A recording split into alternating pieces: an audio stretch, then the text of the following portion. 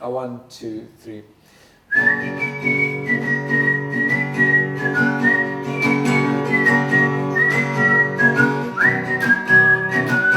the harmony.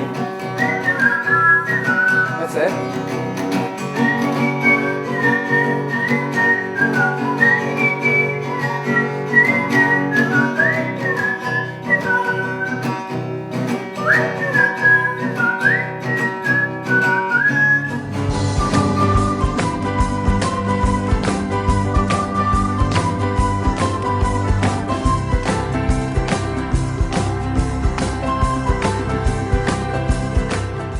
To myself, I call The Boy with the Arab Strap my London song.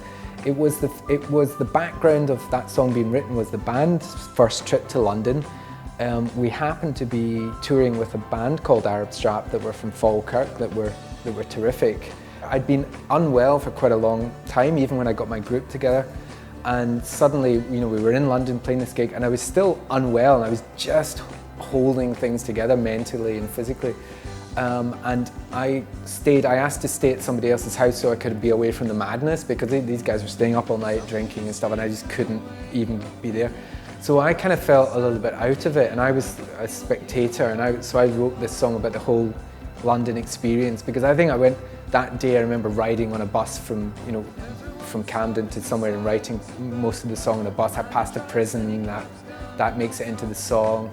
And yeah, it was just my London experience of that year. I'm always like kind of naive. I didn't know what an Arab Strap was, and it absolutely referred to the group. And it was when I bought my mum. It went gold. It became a gold record, and I bought it. And my mum will be impressed with this. So I took one back from my mum and dad. I said, put that up in the living room, And then the minister came round or something like that, and it became a topic of discussion, and my mum afterwards, she said, why did you have to call it that, And I didn't know, I didn't realise it was a cock ring or whatever. Ooh, vicar.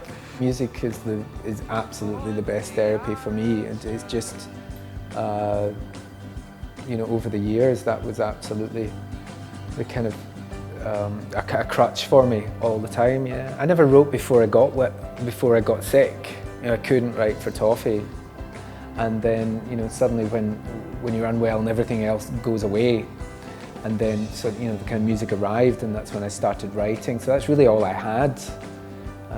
But it continues to be that to this day. We're looking forward to recording in Atlanta, and I said to Stevie, I just hope. I'm treating this as a 6-week therapy session, to get the new songs down. And if you don't feel that way about songs, if they've got nothing going into them like that, then you shouldn't bother, I think. You make of the cool set in London, you're constantly updating your hit parade of your 10 biggest wines.